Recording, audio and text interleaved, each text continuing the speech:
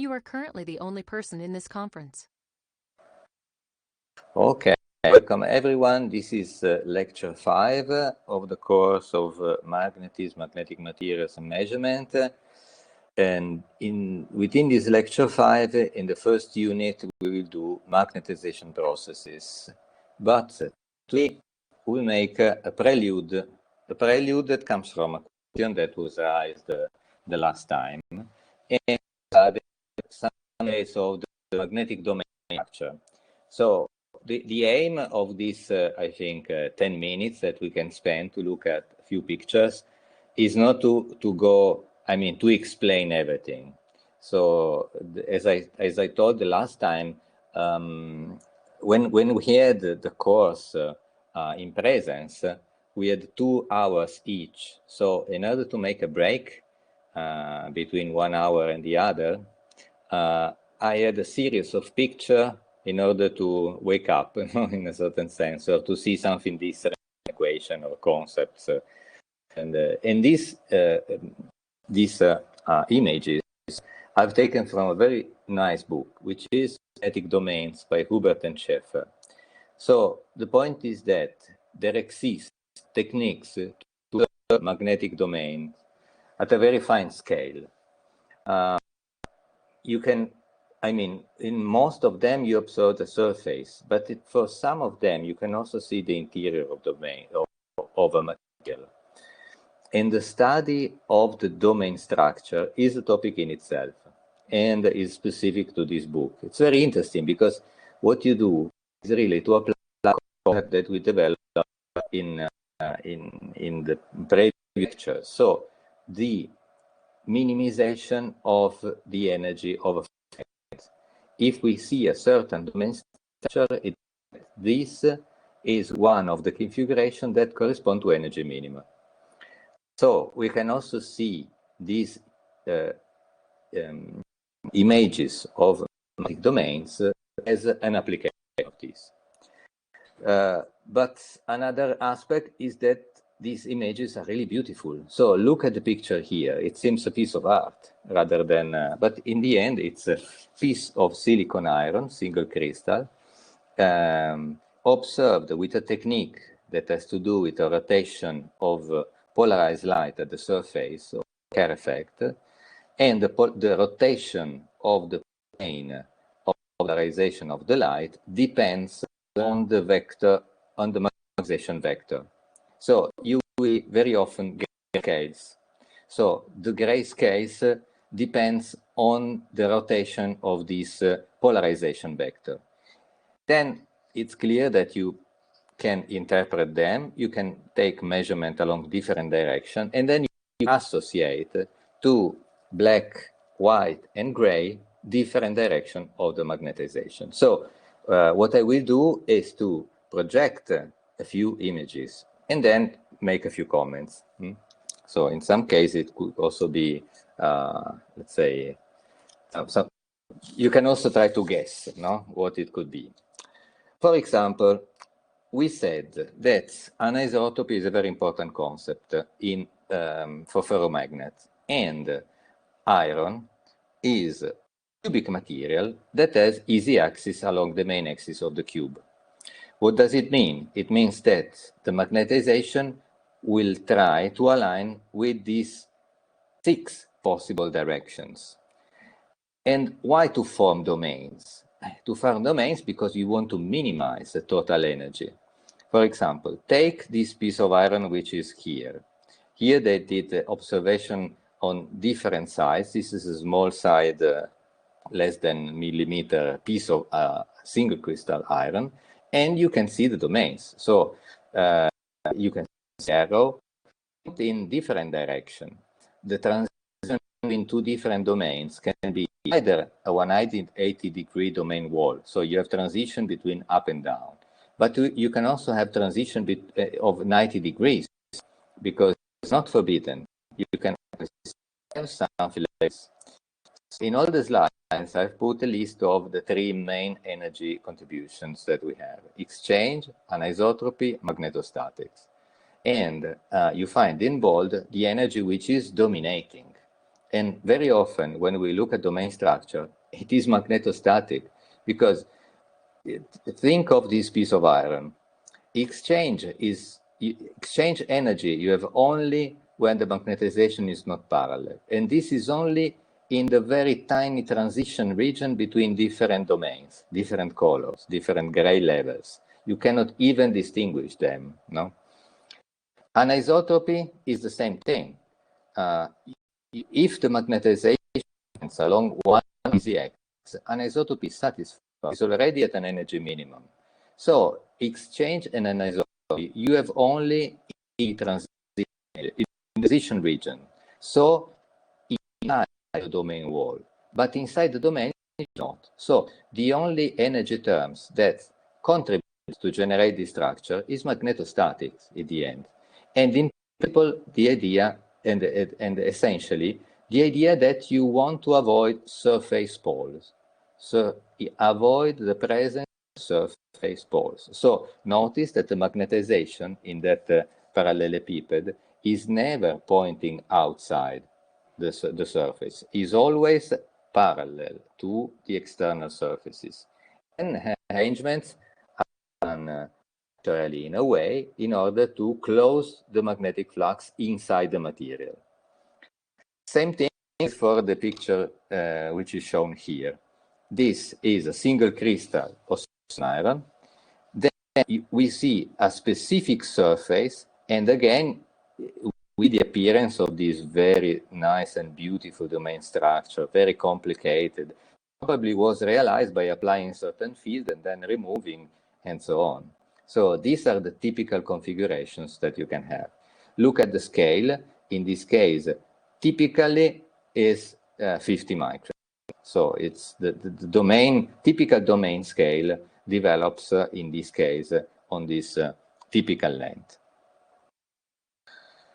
Now, this is a very nice, the picture that I like very much that I put in the first slide, explain in a certain sense, because this is really tricky. So we understand that black and white means magnetization pointing in this direction. So we do expect that you don't have an intersection of different colors, gray level. Why to see a situation like that? Well, we will see also in the next that we see only a surface. So from the surface, we have get some hint about what's happening in the bulk, so below. So what happens is that take the black and take the white. These are magnetization up with respect, let's say, pointing above and below. But there is another point. So you have an easy axis there. But in this specific case, you have this easy axis, which is along, let's say, vertical on the screen, that is not exactly aligned, but it forms a very, very small angle of misorientation. So some 5 degrees, they say here. What does it mean? It means that there is a component of the magnetization that is pointing outside of your screen. And this component is exactly of the magnetization that generate very strong magnetostatic field. This would cost a lot of energy. And so it's better to do something. So to create extra domain, closure domains, in order for the magnetization to remain inside, for the magnetic flux to remain inside the sample. So these small spikes that you see there are in the guess, in the interpretation of the author, aligned exactly like on the right.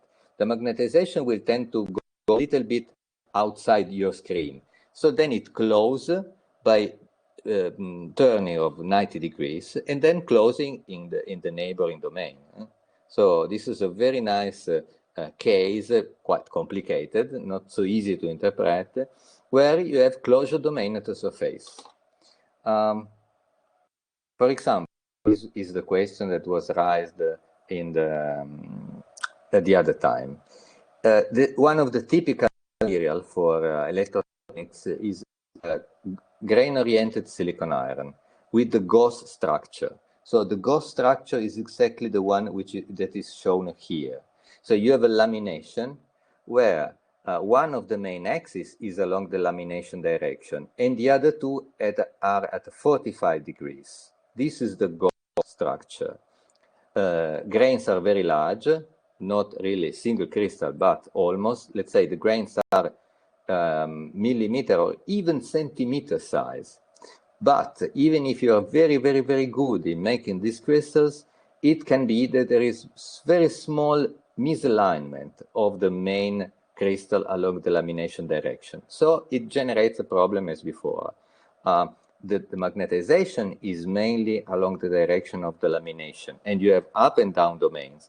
But if you have a very, very small component which is pointing outside, so pointing out of this normal, then you need to have closure domains. And these closure domains are these lancets. No? These small lancets are the way the material minimize the flux going outside the material. And this you may have. So it depends very much on this misalignment angle of the microstructure. There are many examples, no? So as you can see. For those that are interested, I suggest looking at this book, where you find a lot of interesting cases discussed. So hope this answers a bit, at least a minimum, to the existence of these lancet domains in silicon iron, gauss, grain-oriented. Domain interpretation can also be very, very misleading. So look at the zebra pattern above. Take your instruments and you see this black and white pattern. So from the interpretation we gave, you may suppose that the magnetization is long type. But then if you make careful measurement, you discover that the magnetization is pointing perpendicular to the stripe. But how is it possible? Because this would correspond to very high energy minima. Can we have structure lets? Again, the point is that you see on the surface, and in many cases, the surface is the result of something in the bulk. The specific case is a piece of silicon iron that's in which those who make this measurement have a very, very strong compressive stress. This stress generates a very strong easy axis for the magnetization to point outside the computer, so toward you. This again is a very bad configuration for microstatics. So what the sample can do, what's the domain structure, what kind of domain structure can we develop in order to minimize? Again, make closure domains. And if you make domains, you see this line here. The picture shown here corresponds to this line. So you cut out perpendicularly to the stripe, and then you discover that below black and white, you have up and down domains. And these black and white are nothing else than the closure domains. So they matter only for closed flux, and they are not representative of the bulk that is completely different, as you see. It's pointing up and down because you have made a very specific action of applying a compressive stress. We will learn on this the effect of stress on magnetization on one of the lectures. So again, magnetostatics. But then you hear this, maybe the domain pattern I prefer. This is really beautiful. It looks like a Escher picture, no? So it's really a sequence, no? You start from here, you cannot see anything, and then you develop this very complicated maze pattern, labyrinthic, but then these black and white stripes becomes more wide and also more complex. It looks like, how to say, I forgot the name, a fractal structure. So again, when it becomes larger, it reproduces some feature on a larger scale and on a smaller scale. So look at here, you have this that enlarges, and here it's more large and develops again a different external structure. Then it gets more large and develops a sort of a flower like this. So really nice. And here the stripe pattern is lost. You don't see anymore. So it really looks like creation of art. So when I tell you what it is, you will be very much surprised. This again is the Kerr effect. So what you see, black and white, is a magnetization which is pointing out of the screen toward you or toward the screen. So it's a uniaxial material with a very strong anisotropy, which is perpendicular to the screen. In the specific case, neodymium iron boron. So it's a very hard magnetic material. But then what changes is the thickness.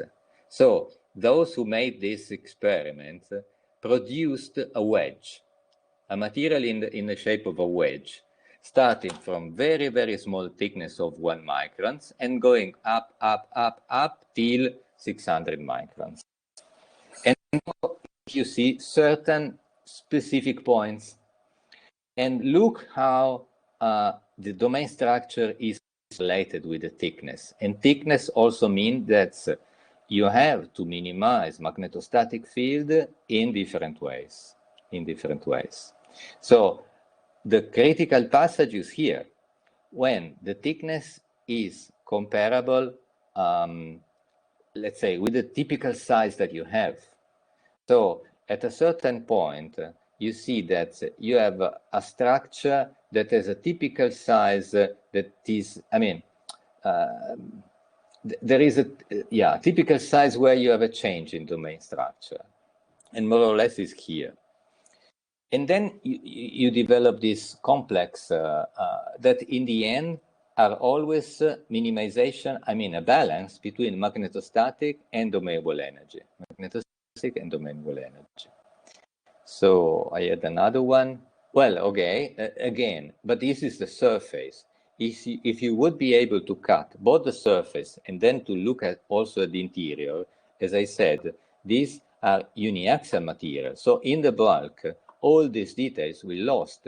So most of the complex structure that we have seen, these flowers or whatever, that is this picture here, is just a surface domain pattern. If you go inside, and this is vertical inside the material, more or less it will be lost, and you will find large domains. So again, all the structure depends on the thickness, because only if you have material thick enough, you have to create these closure domains. Otherwise, if it's very thin, you don't need, you don't need to create these complicated structures. And the last is one where I make an example of a material where you don't have a crystal structure. So this is an amorphous material, a metallic glass. What do we have? If you make an observation of domains in a metallic glass, this is what you find. So you may find black and white, very clear, quite curvy, I would say, where you can identify main magnetization direction. So in that region, you have mainly anisotropy in this direction here. And then you see this zebra pattern, very strange. If you think you have before an object like this, it actually one of these closure domains where you have magnetization that is pointing outside the screen. So most probably what happens, that in a typical metallic glass, you have both tensile and compressive stress. And in specific case, we have one region here where the tension, so in these cases, it's iron rich. So if tensile stress is generally associated with an easy axis and compressive stress with a perpendicular easy axis. So we have an easy axis along this direction, and so we form domains that goes along this direction preferably.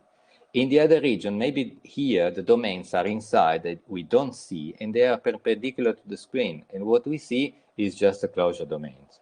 So in a metallic glass, again, we have magnetostatic, that is important, and maybe anisotropy is really small, generally, and maybe exchange, because then we have to, how to say, generally we have domain width, which is quite wide, large. So exchange is important here. Okay, so I think this was the last one.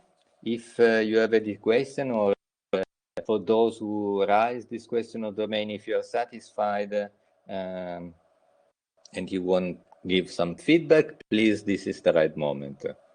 Otherwise, maybe we proceed.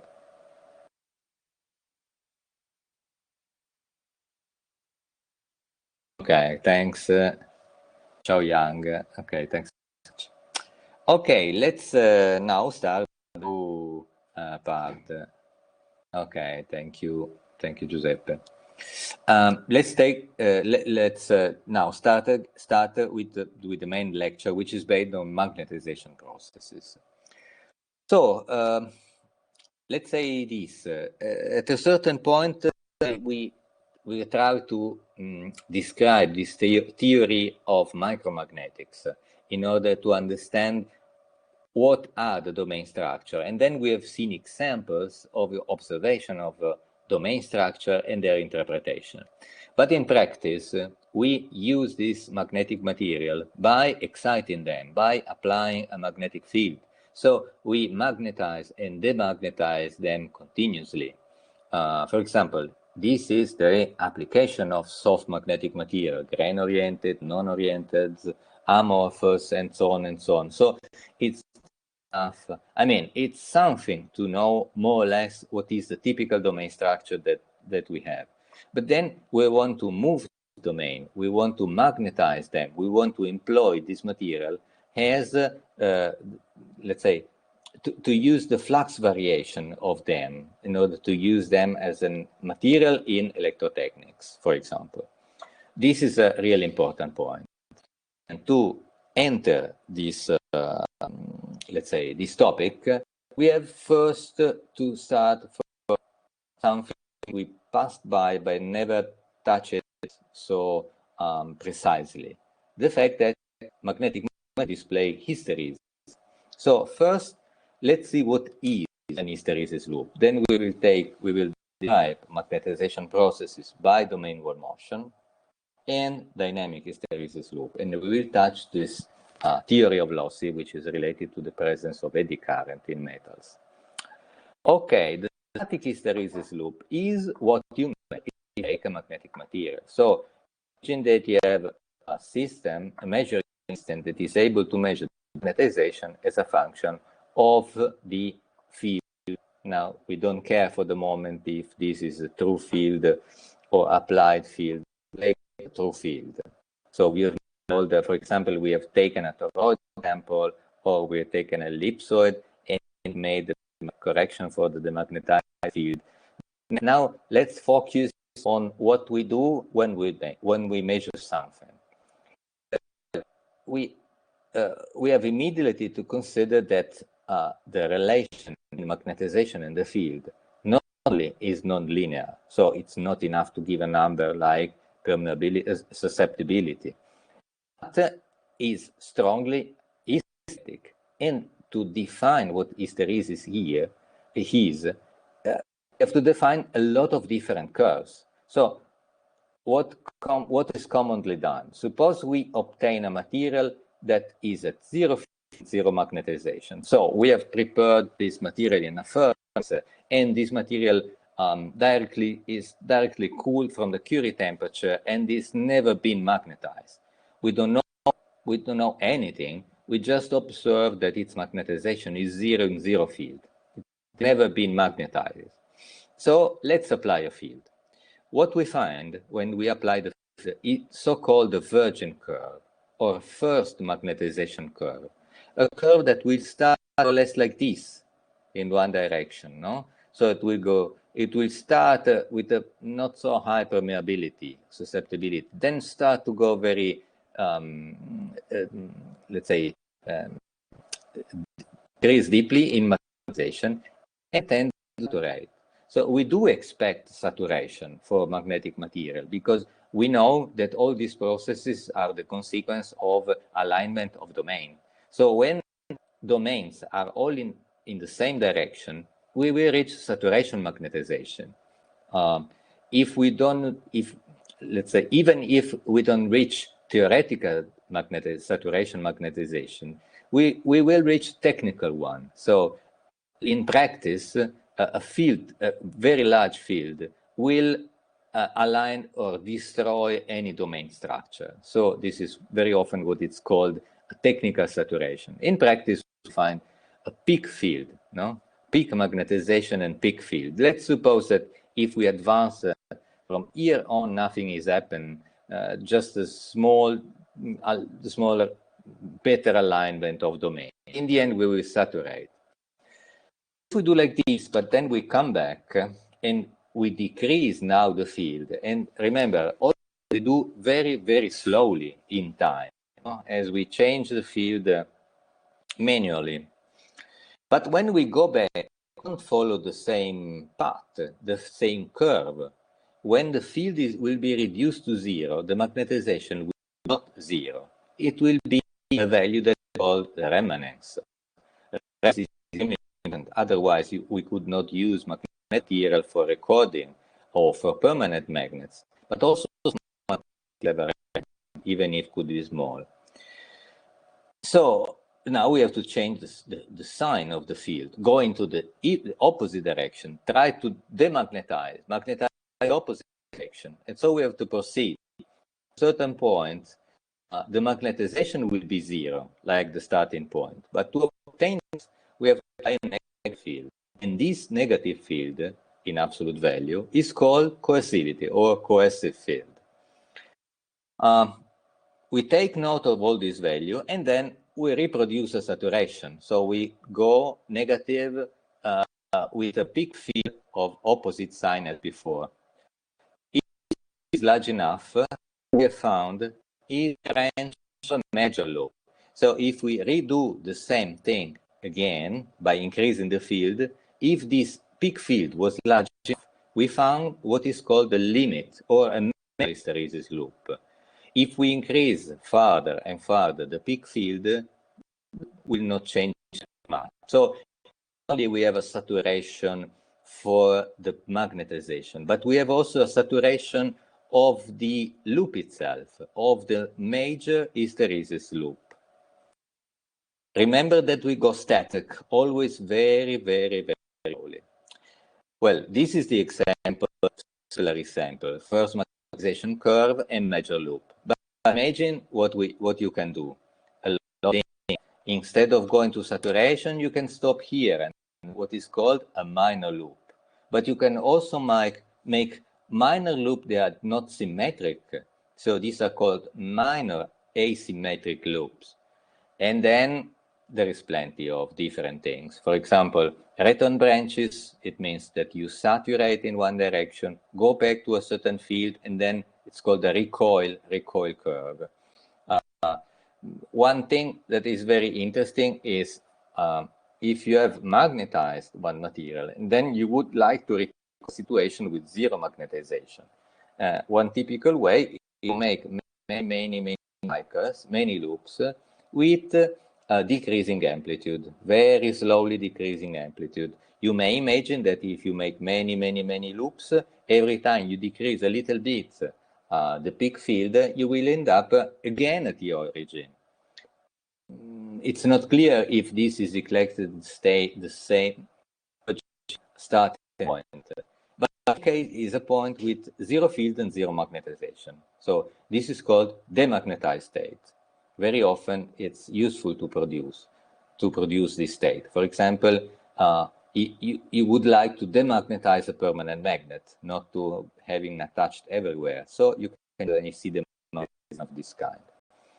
Then you may also make this demagnetization with a bias field, and you find a sort of an hysteretic curve. So you may imagine that the hysteresis is something that is adding up on top of an ideally thermodynamic equilibrium curve, and maybe this hysteretic curve, an hysteretic curve, is something like that.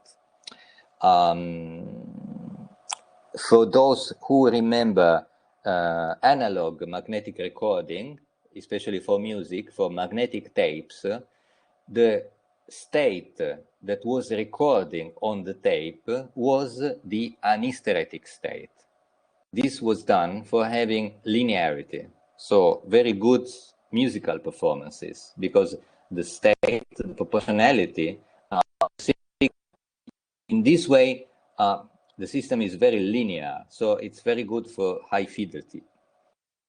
So it was important in the past.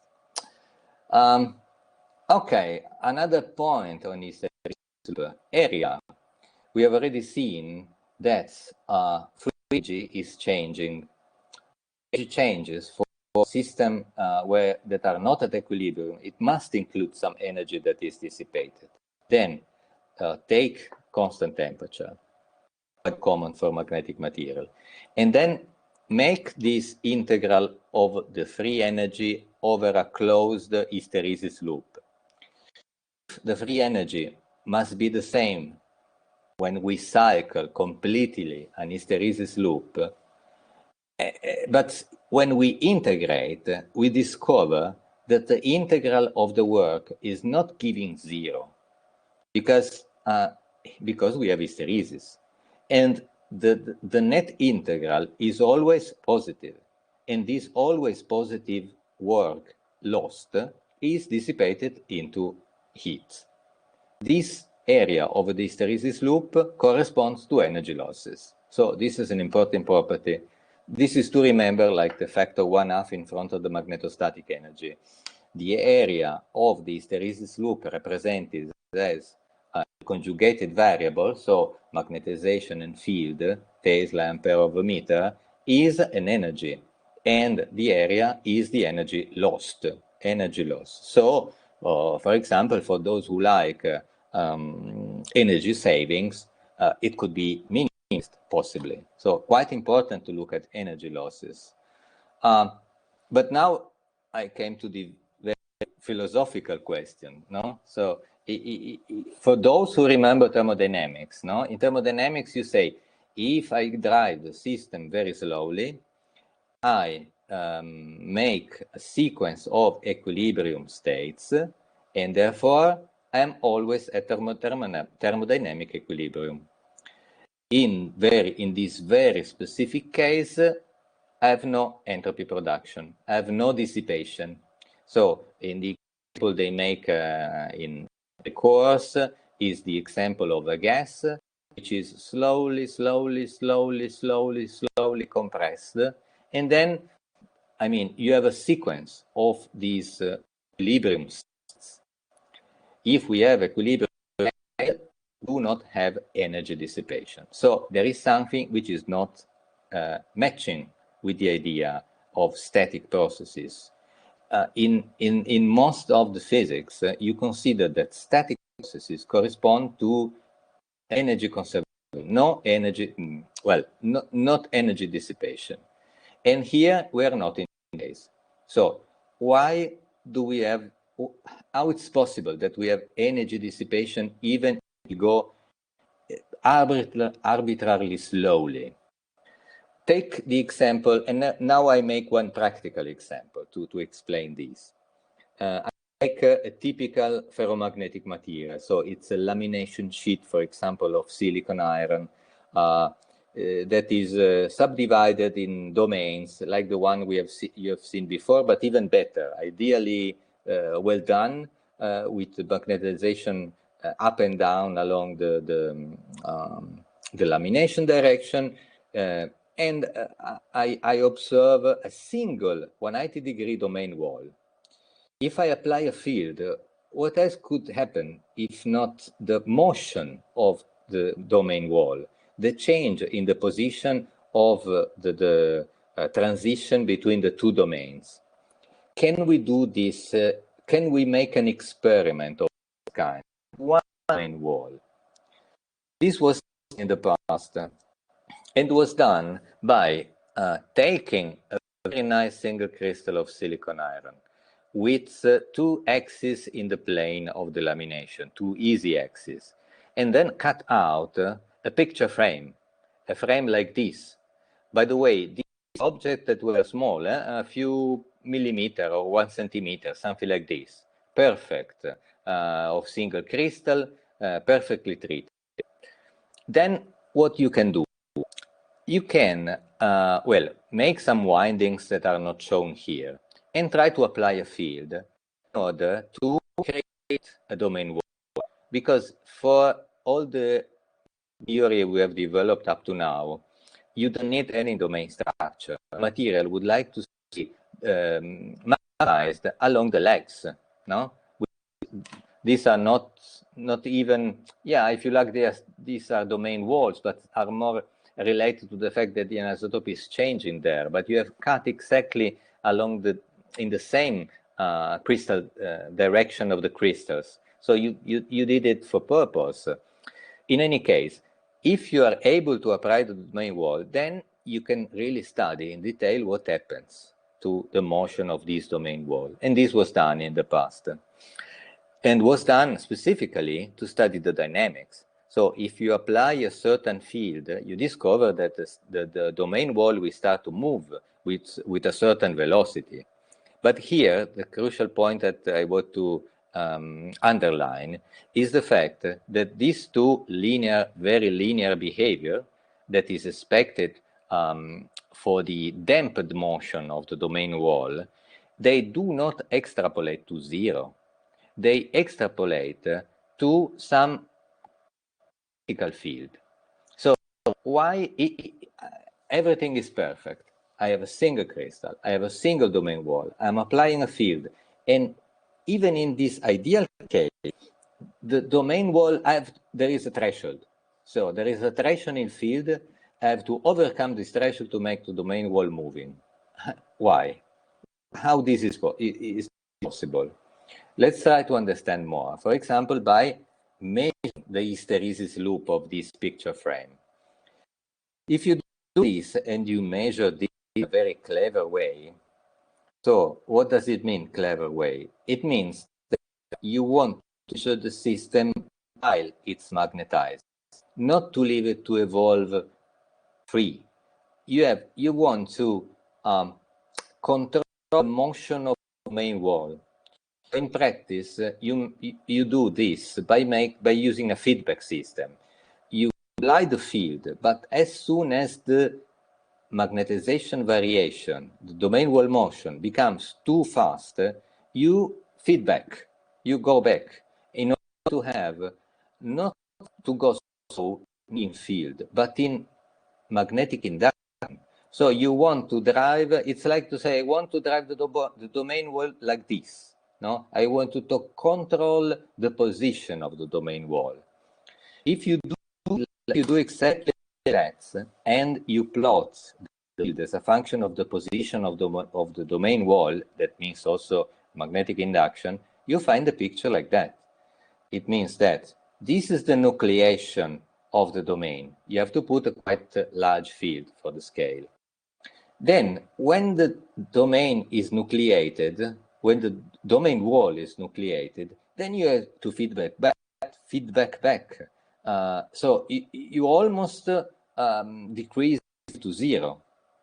Then, in order to move, now the domain is nucleated, and then you can increase again the field a little bit. But the field needed to move the domain domain wall is much slower than the field to nucleate. So let's go toward the end and annihilate the domain wall. Let's observe why we should have something like this. If we look at the energy, I mean, we already knew that the energy for having a domain wall is a quite large energy, and to give this energy by the field in order to have this nucleation. But, and so we expected something like this, so that we had to overcome a threshold to generate a wall. But the point is that even if the domain wall is nucleated, the energy is not uniform, it's not constant. it changed from point to point. So the critical issue here is that even if the domain wall is nucleated, you have always fluctuation of its energy. And this is due to so fact that you cannot take control. Maybe there are a few defects that average, they not completely average. And so we have fluctuation at all scales, even if these are very small. By the way, this is a motion of a domain wall of a fraction of EMPIR, something which is extremely small, but is not zero. It's not zero. This is the point. So when we have motion of a domain wall, one of the strengths of magnetic material, we have always to think of metastability. Metastability means that the domain wall can be here in the minimum or here in the minimum, but it doesn't like to be at the maximum. The energy is not flat. There's nothing to do. We have fluctuation over all possible scales. No? So what happens when we have fluctuation in energy? Well, it happens that when we apply a field, we have to compare the derivative of this energy with the field. The derivative is called the pinning field. And this is a word which is very often used in mathematics when we pinning, because it's like saying, well, my domain wall is in a sort of equilibrium position. I have to apply something, some depinning, so a field to make it free, no? So it's somehow blocked, a little bit blocked. Now you will understand why it's called pinning. If we apply a field, then we can make this beautiful sketch. Then look at the cartoon, because like here it's like a cartoon where I start from this condition. So imagine you have the domain wall here, corresponding to be in this picture here, where the pinning field as a function of domain wall position is here. Then I apply a field. If I apply a field, the energy start to be skewed in this direction here. The minimum at the larger x becomes more favorable. But this is still a minimum, so there is no reason for the domain wall to jump. You have a threshold. And if you compare the pinning field with the field you apply this graph here, you immediately understand that there is a threshold. So at a certain point here, this is still a minimum. But if I reach here the maximum, I have no more solution around this region here. So there will be something. Here I've reached the limit of the metastability, and then the domain wall will start to change position. From here on, the motion is completely free. I have no wall to control. I have a way to control it, because before, in the example I gave, I show you the control of the complete position of the domain wall. But imagine that this is just the motion of a corner of a small piece of the wall that I cannot control. In this case, the velocity is just proportional to the force. But now the force is not that small. So the domain wall is moving fast, is not too slow. Before I could go as slow as I want. Now not anymore. It's it was depinned, so it can move freely, and if it can move freely, it will go faster, it will dissipate energy, and it will arrive to the new position. Now, if you make the process again in the reverse direction, you will find that at a certain point, again, you have an irreversibility, another jump. And if you look at the field, you will find what an hysteresis loop. So why do we have hysteresis? Because we have somewhere irreversibility. And every time we have a metastability, so more than one energy minima, we do have irreversibility. The conclusion, yes, this was back, is that, yes, the presence of metastable state hysteresis loop at a certain scale and dissipation mechanism goes together. If you apply this on another scale, you also understand why you have branching. You have branching because you have all these kind of processes going on and oppose each other. But now there is another question that is not so obvious to answer. No, we said at the beginning, well, at least we aimed to, or we always describe the magnetization process by means of continuous curve, no, magnetization, field, and so on. How can we form continuous hysteresis branches? These processes are always discontinuous. So we have jumps and so on. And the answer is that, and Michaela already showed, is that the hysteresis curves are never continuous. Every time you see an hysteresis branch, if you will be clever enough to perform the measurement in a nice way, you will find that it's composed by jumps. So this it will be always the case. Maybe you will not have the sensitivity to detect the jump. But if you see hysteresis, the jumps are there. You may be sure. These three concepts are always related.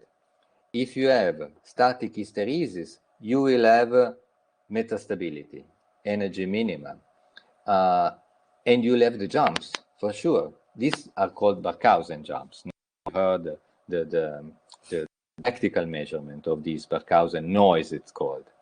But if you measure hysteresis, you have dissipation somewhere. So you have the heat that is going somewhere. So if you measure hysteresis, you could also measure noise, so jumps. You could also measure dissipated heat, and also the other two way around. So you have metastability, you will have heat dissipation, and you will have hysteresis somewhere. The three concepts are very much related each other and are always present in magnetic material. So let's proceed, and well, this is the typical case of the pinning field that is felt by a domain wall that is moving. This idea of extending the pinning field, that in a certain sense, this can be demonstrated by making this experiment on the picture frame with a single domain wall, can be applied also to material where the domain walls are many, and so you average and you are not able to detect the jump. But one of the very, very nice conclusions was by Nail that got the Nobel Prize, not exactly for this, but he worked on magnetism, antiferromagnets. For antiferromagnet, he got the Nobel Prize.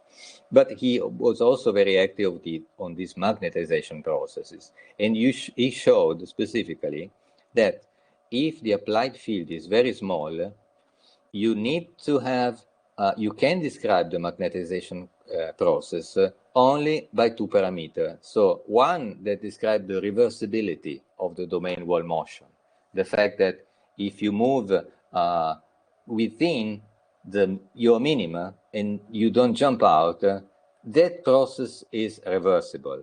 But as soon as you get out of your minima and you start to have irreversibility, the first order corresponds to hysteresis loop that are parabolas.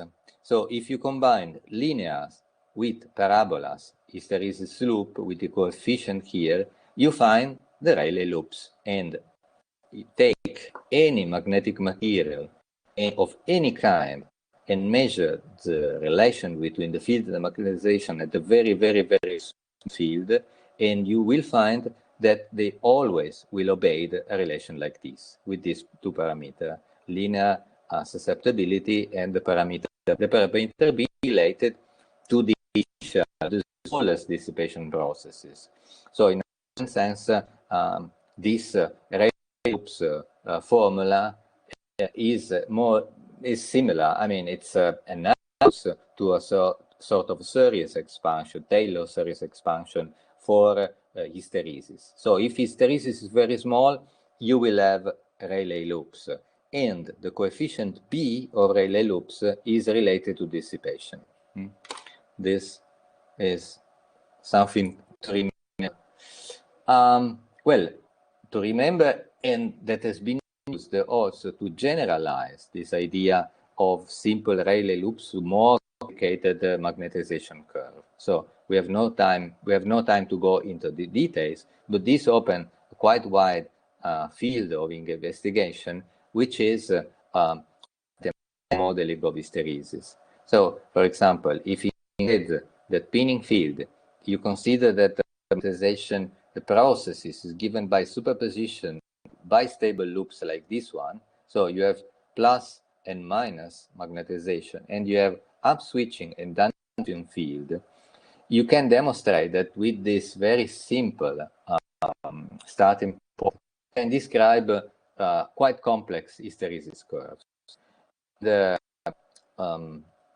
This is also used to describe hysteresis in magnetic materials, and it's nice because it's well defined mathematically, and also it has a representation theorem. So if hysteresis of certain type has certain property, so it's a cancellation property and a minor loop congruency property, then it can be represented mathematically with this Prazak model of hysteresis.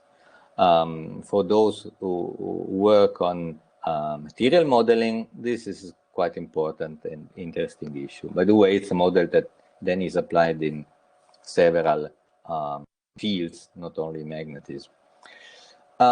Let's step and let's go toward the end. We're now at 52 minutes, so I think we can finish in 15 minutes, more or less. Okay, now, in static processes, static. So we drive them very slowly. Even if we go static, it's already quite complicated because we have this dissipation. No, we have always irreversible event, jumps that dissipate energy.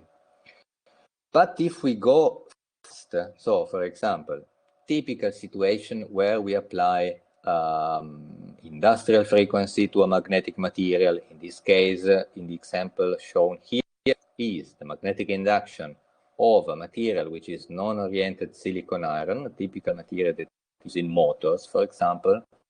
And we do the measurement at 1 Hertz, 50 Hertz, 200, 400, 1 kilohertz, and so on. And you will see that, well, the hysteresis loop becomes rounded and it widens a lot. You have that increase because of the frequency. And we do this and how to minimize and how to take into account. So this is the topic we want to touch now. Why? Well, we forgot of one contribution to the field, because we always said that we want to describe all our approach to magnetism by putting all derivative equal to 0. But the Faraday law, we cannot put equal to 0, because now we have dB over dt that for the majority of its contribution is composed by the magnetization. So the Faraday law is extremely relevant because in a material we have that B is more composed, or at least in soft magnetic material, magnetic induction is almost equal to the magnetic polarization, mu0 m, because the fields that are involved are very small. No? So this is specific to soft magnetic material. You apply very small fields. So you can even neglect the contribution to the field, to the total magnetic induction. But the magnetization, no, it's very important. If we magnetize fast, the Faraday law will generate a field, yes, that, by the way, in a metal. Therefore, the electromagnetic force generated by Faraday law induces currents, and these are the eddy currents. The eddy currents, in turn, generate a magnetic field. This magnetic field generated by eddy current adds up to the other, and this we have not taken into account up to now. How to do it? Well, for example, let's make a few calculations. So again, let's take again the simple domain wall we have said before, no? The one where we have taken the picture frame. But now, instead of making an experiment, if you remember in the experiment, we had also the dynamic, but now we want to make a calculation. We can assume that the domain wall is in the situation which is shown here, and then we can try to solve the eddy current problem. No? And to solve the eddy current problem, we simplify by assuming that the domain wall remains flat, but it's moving, and therefore, by moving, it generates eddy currents all around its position. Solution of the problem is sketched here. So what we have that the domain wall is changing in time, and while it's changing, so there is a certain velocity that here is shown in this equation as magnetic flux variation in time. We consider a slab, so it's infinite in this direction, infinite in this other direction. Sorry, I have to drink.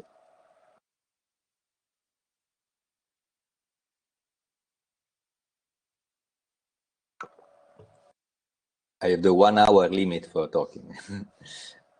Infinite in this direction and this other direction. Then you can solve the problem because it's well defined, and you can find the distribution of eddy current. And this gives you exactly these results. So this G, so you will have the conductivity involved of the material. You'll have this factor G that depends on the geometry, and this is due to the slab.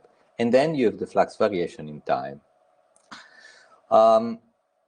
Then the role of eddy current will be that of giving a frequency dependent or a rate dependent contribution to the losses. But that is not the only one on ferromagnetic material. So let's try to classify them, or at least to list them.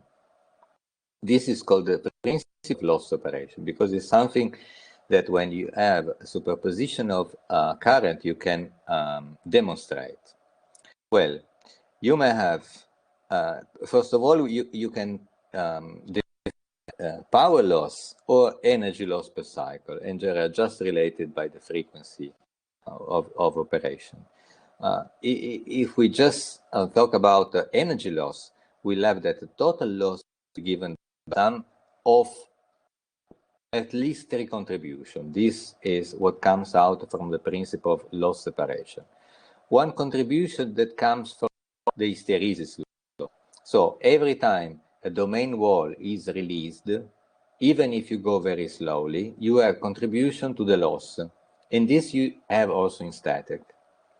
Then you have something related to the slab geometry, and this is called the classical loss. And then you may have a third contribution that has to do with when you have several domains interacting each other, and this we will see in more detail. If we take this theory of losses and try to compute, or to separate the three, well, for example, if there is one contribution that we have also statically, we can measure. So we can measure the static hysteresis loop at a certain in a certain condition and put it apart. So the principle of separation of losses, it tells us that that one is a contribution that is summed up. So this is easy to measure because it's not so difficult to make measurement at very low frequency or static, and we can put it apart. Can we do something on the classical loss? Well, classical loss is related to the fact that there is a shielding effect due to eddy current that is due only to the thickness of the material. So if the frequency is not too large, frequencies of operation, the penetration of the field is practically complete. And so we can take so-called the classical field as the average of the profile of the penetration. So we have no time to go too much into detail, but this is at least to list the passages that you have to do. So in this case, you can describe the classical field again as a little bit of increment of the hysteresis loop, a field that you have to overcome in order to, let's say, compensate the fact that the material is not, the field is not uniform in the cross section. So this classical loss contribution is something that you can compute. You can compute if you know the conductivity and the thickness. But this is very good because it means that if we want to minimize the losses of a material, we have already one possibility. That is to choose a material where the resistivity, the conductivity is very low or high resistivity, and to choose a material or a lamination with a thickness that is very low. Take the silicon iron lamination, and then you understand why there is silicon. Its contribution is to decrease the electrical conductivity, and why they are thin, because small thickness means minimization of the classical losses. Okay, so hysteresis you can measure. Classical loss you can predict theoretically, no? Just for the diffusion of the field inside a material with a certain thickness. Then we have the theory. Why should we have excess loss? Because we measure. So if we take a typical measurement on a material, this, for example, again, is silicon iron non-oriented of a certain thickness, this red part is the hysteresis loss. It's a big contribution, which is constant at any frequency. It's always there. Then you can compute the classical loss, but this is linear with the frequency. If we compute by putting the correct value, we find the difference between the measured and the predicted one. And this is called the excess loss. It's not an excess in the true sense. Sometimes it's called anomalous excess. In any case, it's a contribution to the loss that is not hysteresis, it's not classical. So you have to refine your theory to understand why do we have the excess losses. And why do we have losses? We have losses with extra losses. We have extra losses because it's not correct to say that you have hysteresis loss because of the presence of domain walls, no, that moves in a jerky way. And then when we compute the classical dynamic loss, we forget all about that and we take the system as uniform, as homogeneous. No, it's not correct at all. Also, the dynamic effect depends on the non-homogeneous situation in which you are. Take the case of a periodic domain structure, because here you can make the calculation. Instead of taking a uniform material with uniform magnetization and computing just the field profile. No. Let's consider not only a single domain wall in motion, but a collection of domain wall, because they are many and they move together. And so what happens if we do like that? This is the so-called model of prior bin.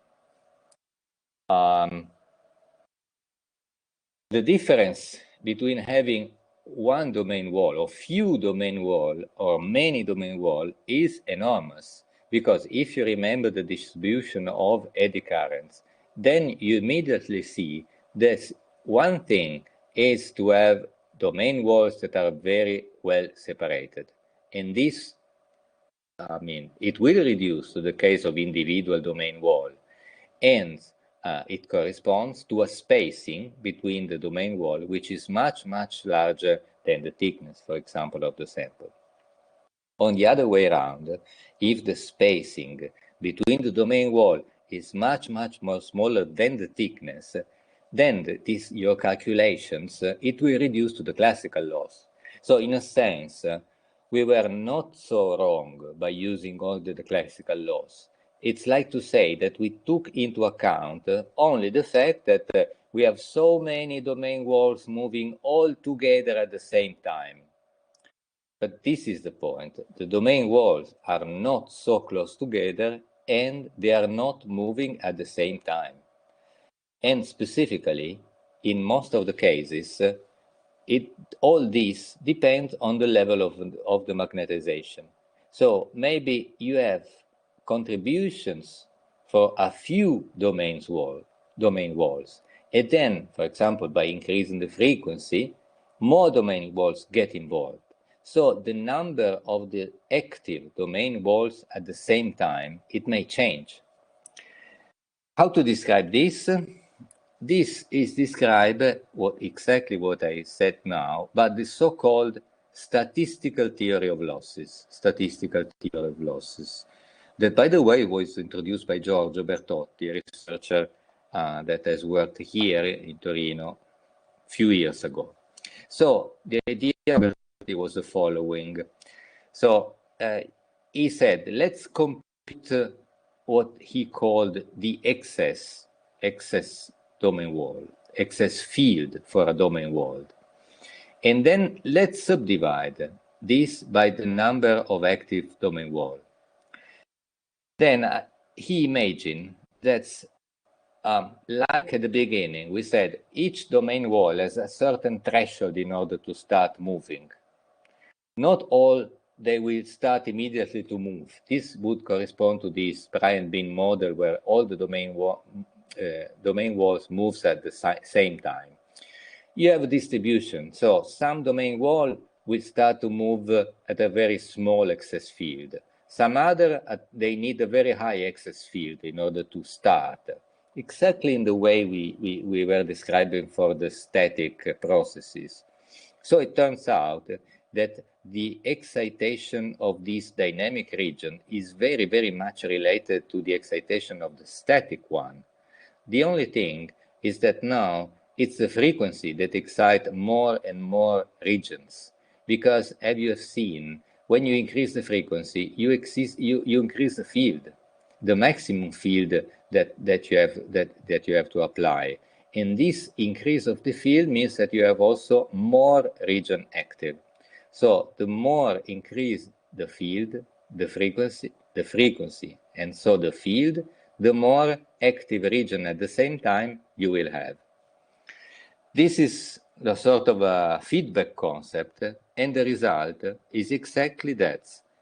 When you have the inclusion of this contribution of the motion of domain wall with this number of active regions that increases when you increase the excess field because you increase the frequency, you exactly get another contribution to the losses. That is called the excess loss.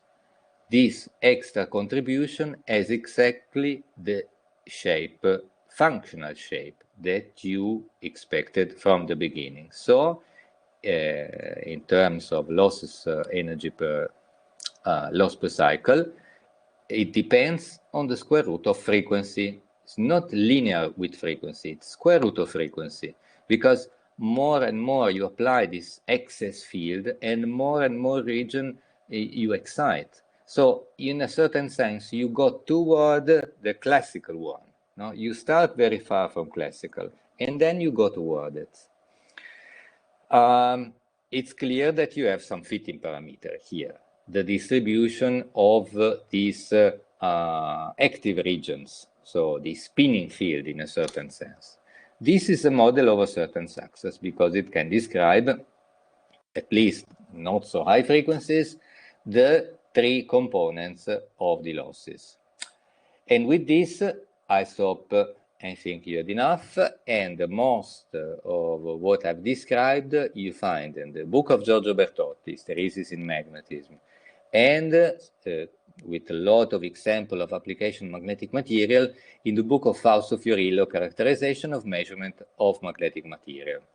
So with this I stop here. I think I've put a few exercises for those who like or maybe would like to study something a little bit outside or originate from the lecture and then it goes a certain direction, and that's it. Questions?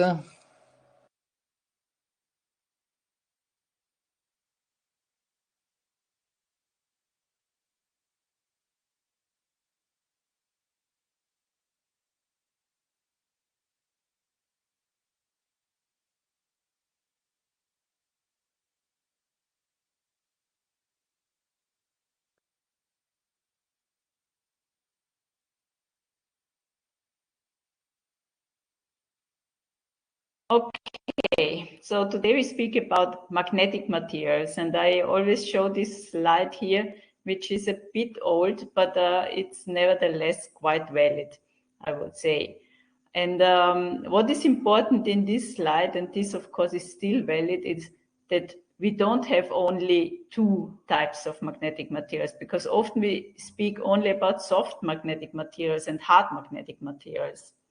And in fact, our lecture today will be about soft magnets, and the next lecture will be about hard magnets. But in between, there are these recording materials, because they are kind of special case, no? Because they have to be soft enough in order to be able to write information and store information. And on the other hand, they have to be hard enough in order not to lose the information. So they should not be easily magnetized in different directions. So they are something in between, let's say. And then you see this slicing up here of these three different parts in the different kind of materials. And of course, here we have a lot of people in these lectures which are very, very familiar, I guess much more familiar than myself, with this iron silicon materials. This is typical material which is used in electric motors, of course.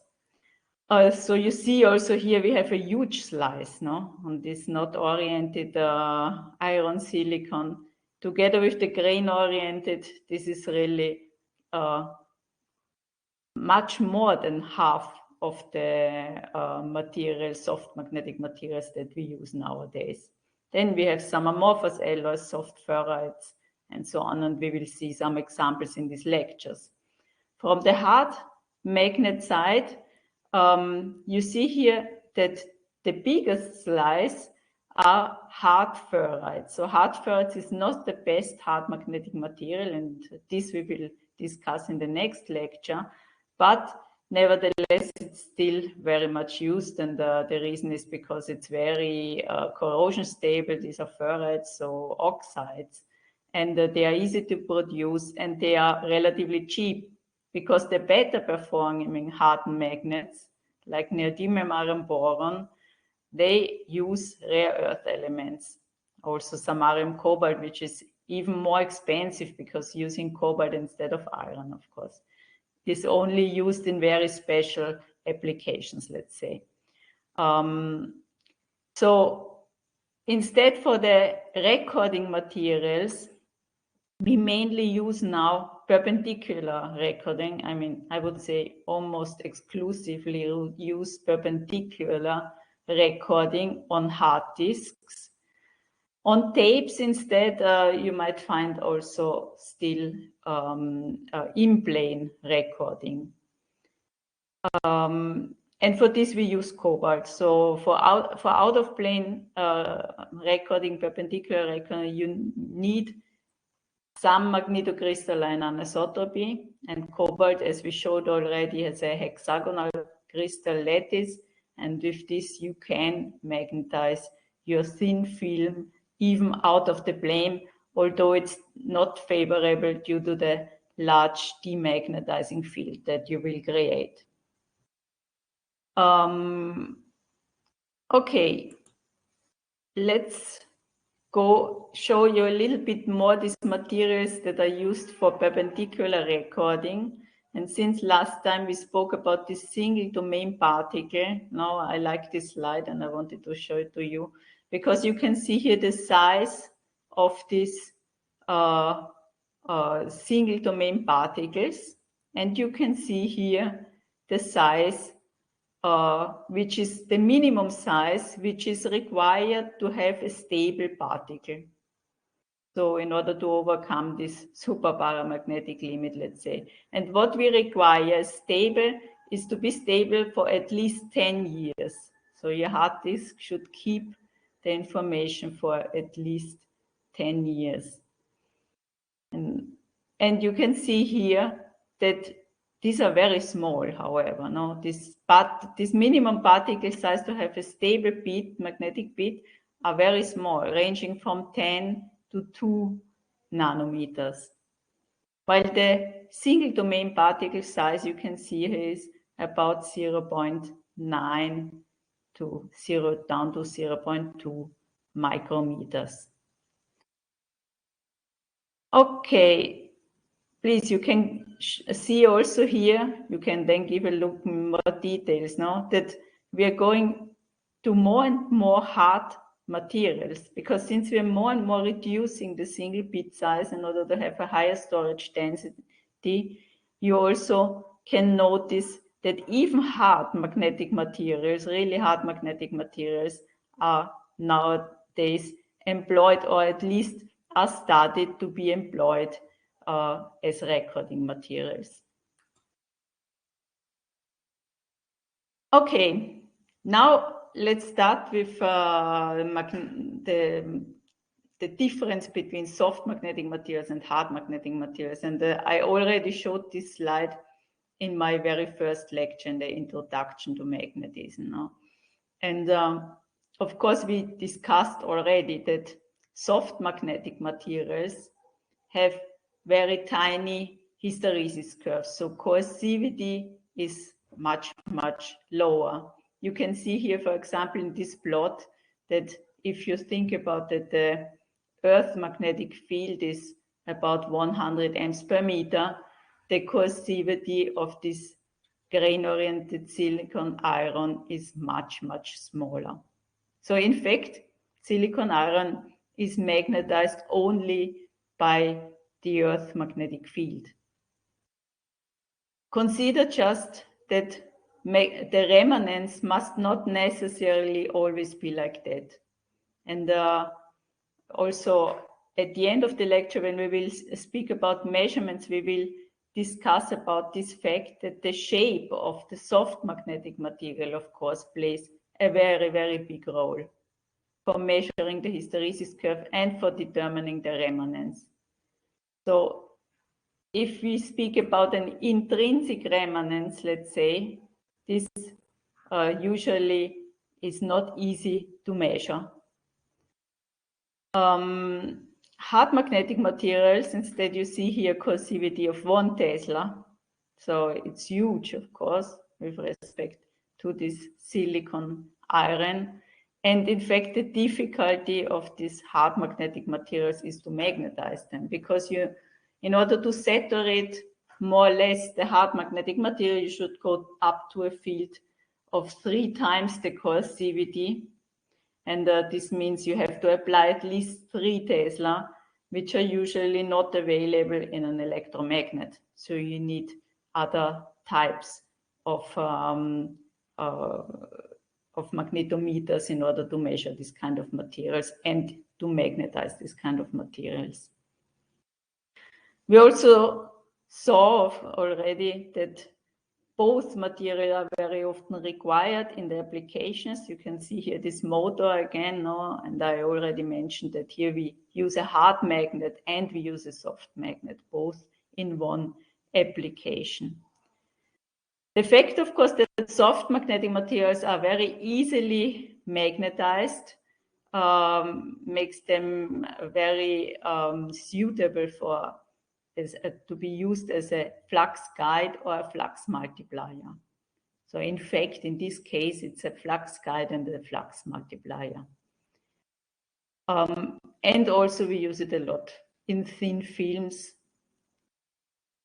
On the other hand, we have hard magnetic materials, and since they are not easy to be magnetized or demagnetized, let's say, they are used to store the energy, and of course they are usually used as a static field source. So where you cannot use an electromagnet, then you may use hard magnetic materials like in a Holbach array in order to apply your magnetic field and generate the magnetic field that you need.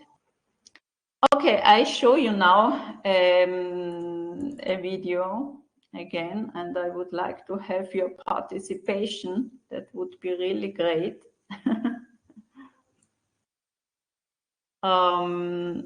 Let's share my screen.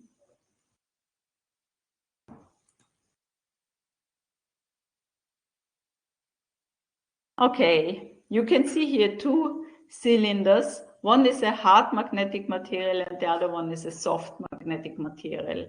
And usually I bring this to the lecture and I give it to the students and say, okay, try to find out which one is which, just using, of course, these two pieces.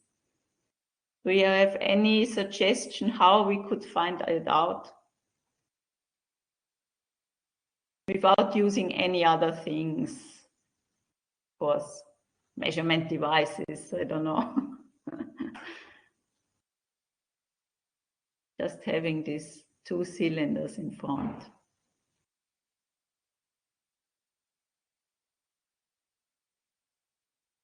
Something come to your mind. How could we distinguish a soft magnetic cylinder from the hard magnetic cylinder?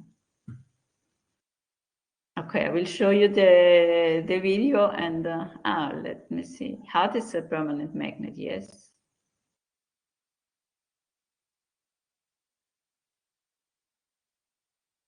I will show you the video and then you may comment on it.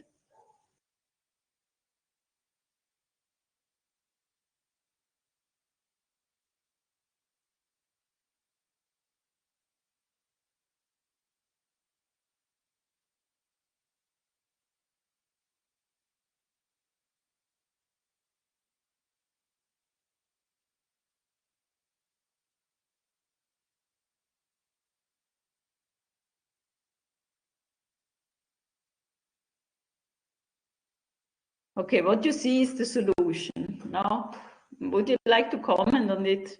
Do you have any idea why this is the solution? The one on the left is which one?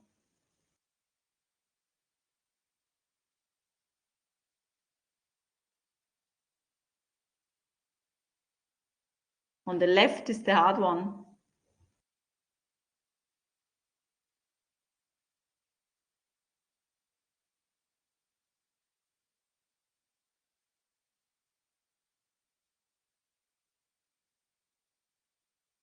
So the solution is, I will tell you, the solution is the horizontal one is the hard one, and the vertical one is the soft one. Why? Because the hard magnetic material is always permanently magnetized in one direction. As I showed you in the beginning, no? It has two poles, and of course, also due to this shape, of course, it must have the two poles at the two sides of the cylinder. The soft one, instead, I can magnetize as I want. No, that's the main reason, because it has a so small coercivity that I can magnetize it also here in this direction. I could not do this with the hard magnetic material, of course. That's impossible. It's always magnetized in this direction. It has a south pole and the north pole fixed. While here I'm creating the pole, no? It is also, this soft magnetic material is never repulsed by the hard magnetic material. No, it's always attracted. And in each situation, I can attract it. Okay, it's always very nice to see, however, that these simple experiments, although we studied maybe a lot of magnetism already and magnetic materials, somehow are always puzzling to describe what you see, Okay, so I hope now it's clear the difference between easy to magnetize and in all directions. So these are again the different applications of these two different types of materials, but what determines hard and soft magnetic behavior? And a little bit we mentioned this already in the last lecture on domains. So first of all, you can say, of course, the composition of this material and this material is completely different. So these are different alloys that we have. And of course, the properties that we call intrinsic properties, like saturation, magnetization, or magnetocrystalline anisotropy, will change. And especially magnetocrystalline anisotropy has a strong influence on the coercivity. This, of course, we saw also in the last lecture. Now we saw that it's essential for coercivity in the Stoner-Wolfert model, which was not based on magnetocrystalline anisotropy, but if you have magnetocrystalline instead of shape anisotropy, then it's the same effect at the end. So this will determine also coercivity. So this will for sure have an influence on the fact if we have a soft magnetic material or hard magnetic material. But then we have extrinsic properties, and this is very important. So these depend on the microstructure. And for example, coercivity depends a lot on the microstructure. So if you have a composition that might be a hard magnetic material, if you let, for example, the grains grow a lot, then you might find at the end a soft magnetic behaviors. This, for example, happened to me when I was preparing as a PhD hard magnetic ferrites. And if you anneal this material not in the correct way, then you will find a soft magnetic material. Coercivity completely reduced. We also saw in the Stoner-Wolfert model that the magnetocrystalline anisotropy will always give you a maximum limit for coercivity, but of course can be always lower. And there are extrinsic properties that depend on the shape, and this is what I already mentioned before. Remanence, for example, depends a lot on the shape. So if you have demagnetizing field due to your shape, then this curve will be completely different, will be more flat, and remanence will be much lower. And it can be so low that we almost don't have a remanence.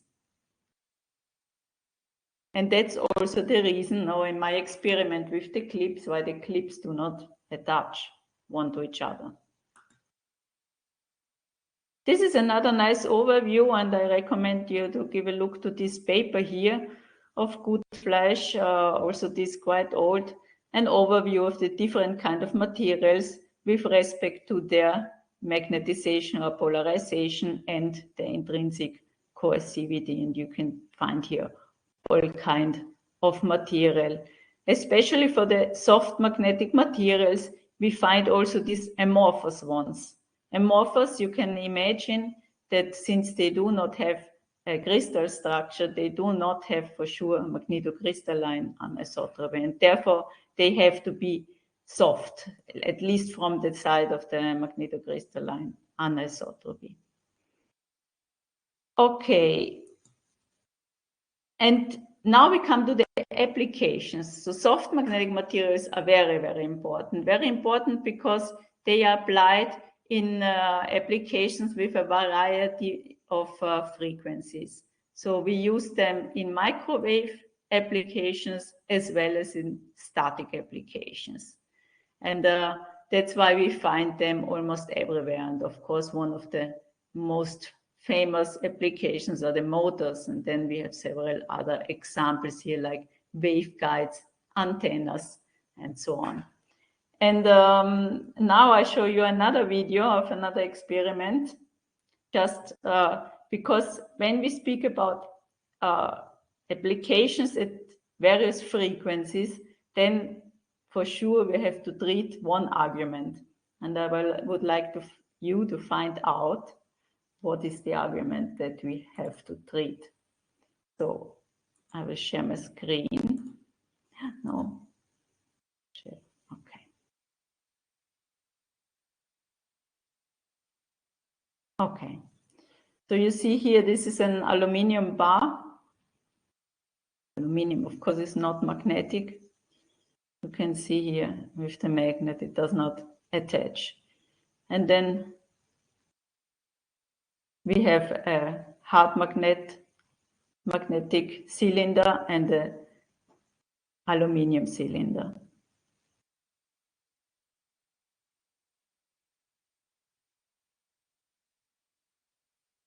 This is just a demonstration, of course, for kids, to show them that one is magnetic, the other one is not magnetic.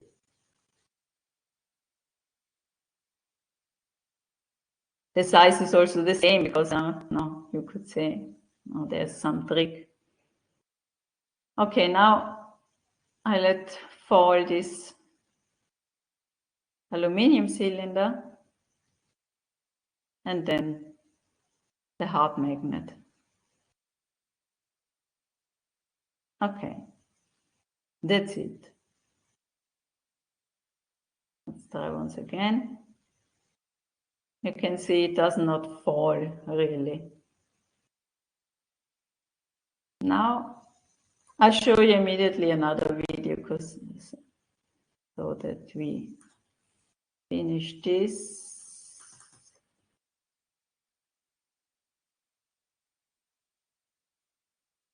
Okay, here we have two cylinders. This is just to show you the height of this pendulum, where we have a hard magnet attached at the pendulum. So this cylinder of copper is equal to this of plastic in size.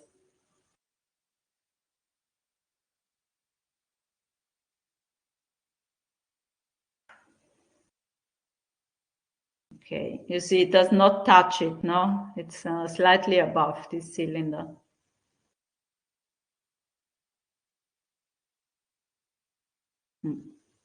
And it stops immediately. Okay, so what's the explanation for this experiments?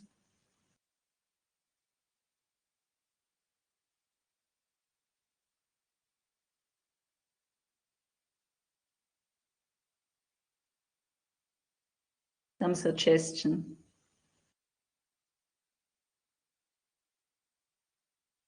Both are based on the same principle.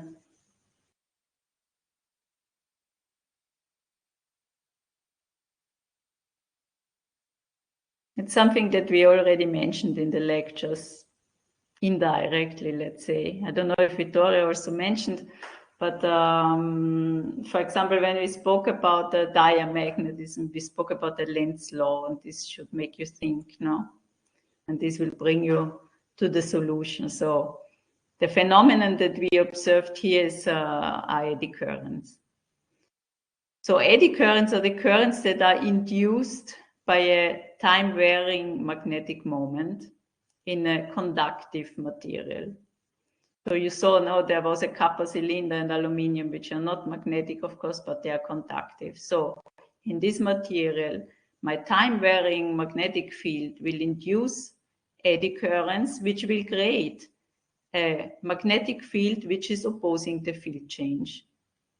And this is the Lenz's law. So we can calculate these eddy currents. Here's a very simple derivation. You can give a look to this. And you see that the eddy current density is proportional, of course, to the conductivity of the material, to the radius of your sample and to the derivative of the field with respect to time, so the time change. If your field, for example, is a sinusoidal field in time, then you can rewrite the derivative proportional to omega times p. So we have again proportionality to the frequency and the field that we apply. And this is the explanation why we measure these very terrible hysteresis curves when we go to higher frequencies.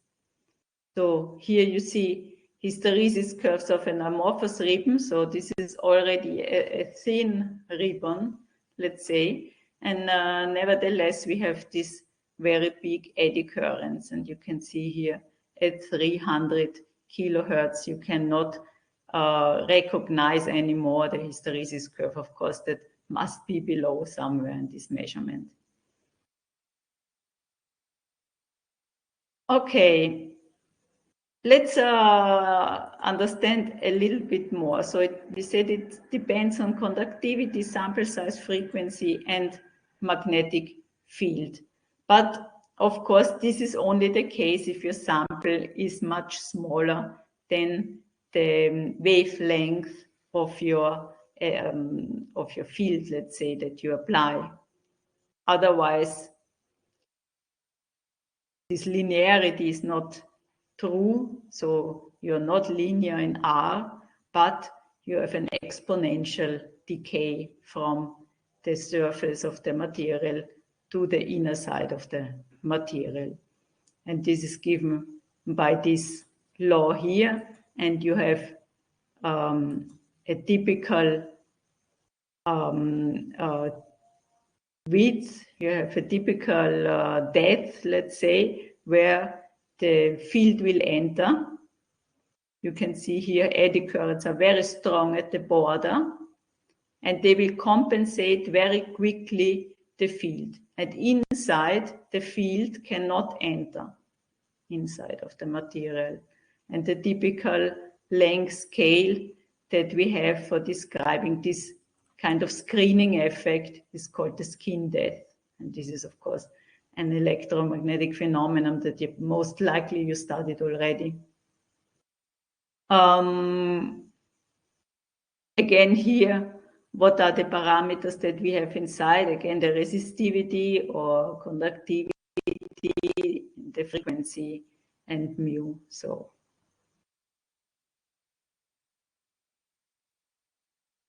okay. For example, just to give you an idea, at about 60 hertz, if you take iron, then the skin depth will be about 0.22 millimeters. So this is very, very small. No? You can imagine if you have a big iron piece, if you would like to make your transformer, no, from a big iron piece, then only in 0.22 millimeters, they will enter the magnetic field and can be transported, let's say, can be used as a flux guide. All the other rest of the material would be wasted somehow. So shielding is a very big consequence of eddy currents, very negative. The other negative effect of eddy currents is heating. You see here that we always have Joule heat, of course, if we have eddy currents, and this also can be very negative. So what can we do? If we want to reduce eddy currents, we have either to reduce conductivity or to reduce sample size or to reduce frequency or to reduce magnetic field, no, according to this equation. Of course, the latter two depend on your application, so maybe you cannot easily reduce them. But the first two you can in a certain way, let's say. And the most simple way, and which we always use, is to use laminations. So you cut your core of your transformer, for example, in several slices, laminations, and you isolate them electrically one from each other. And in this way, you reduce R enormously, and therefore you will have only very, very small eddy currents, and they will not screen your field. Your field, of course, can enter in the whole transformer core. So this leads to reduced eddy currents and reduced heat loss. And of course, you don't have material wasted, let's say, in this way. Again, to give you some idea about the numbers, at 50 Hertz, at 0.4 millimeter, you have a shielding of only 5%. Already, if you go to 3.2 millimeters, you have a shielding of 95%. So the laminations have to be very, very thin, and typically they are about 0.3 millimeters thick. Here's something that Vittorio already discussed very much in details, and I think I will not explain this anymore. Just you can give a look then to these slides here. He explained everything about that, what are the hysteresis loss, of course, the remains classical eddy current loss, and then the anomalous eddy current loss or excess loss, which is due to the domain walls that are moving and causing eddy currents. And then, of course, at very high frequencies, we also have a high frequency loss. So if you go to high frequency due to the magnetization precession, if you remember, where you have damping, you have losses. And in this way, in this case, you have to describe your permeability by a real part and an imaginary part. And you will find that the losses are proportional to the half width at to the full width at half maximum of the imaginary part. And of course, this is also a nice way to measure high frequency losses. Okay, in the next part, we will a little bit discuss about the static applications, the different kind of applications at the different frequency ranges.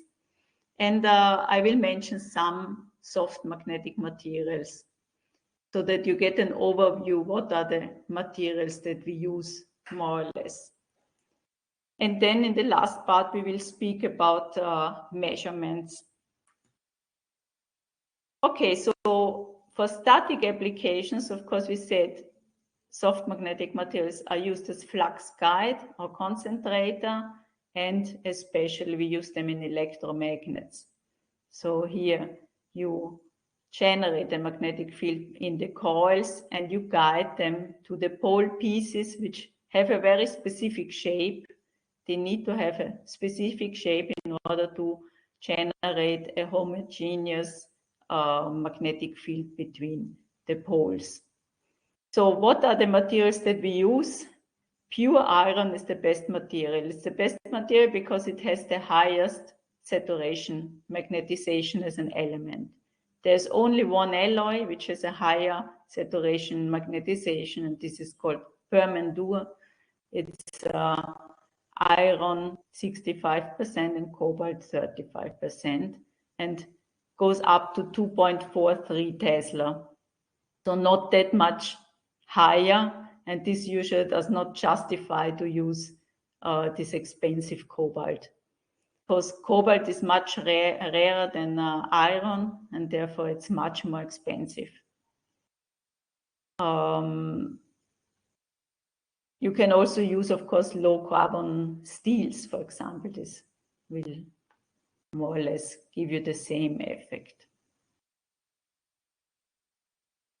Magnetic shielding. So magnetic shielding is not easy, at least at DC, because at high frequencies you saw that the field can be easily shielded by eddy currents. But at DC, it's difficult. You need to have a magnetic material with a very, very high susceptibility, so which reacts immediately to the application of a magnetic field. And here I show you this picture of the shielded room at PTB in Berlin, which is really impressive if you want to go there to visit it. There's this enormous room, this box, and then you enter, and it's really a small room where almost only enters one bed and one table and some instruments. And they use this especially for observing the magnetic fields that are coming from the brain activity with some microsquids. And of course, for these applications, you need to shield very well. The typical material for shielding would be mu metal. And this is an alloy, basically, let's say, of permalloy, very similar to permalloy, which is already a very, very soft magnetic material. And this is also one of the materials that is used in spintronics due to the fact that it's so soft. And you use here a little bit of copper in this mu metal and chromium, as you can see. And another possibility is fine matte or matte glass, which are amorphous materials. So amorphous materials, of course, we said they have the advantage they do not have a magnetocrystalline anisotropy. So they are soft for this reason. And how can we prepare them? How can we avoid to get a crystalline structure? Of course, we have to quench them very rapidly. And this can be done by planar flow casting or melt spinning. You could see here these wheels that rotate very quickly, and you let the melted alloy flow on top of this wheel, and you will get these tiny ribbons. These ribbons have thicknesses between 30 micrometers up to 100 micrometers.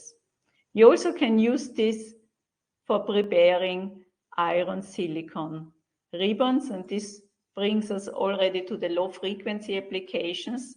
The motors and generators, for example, where mainly we use, of course, iron silicon. And the typical weight percentage of silicon would be 3.2 weight percent.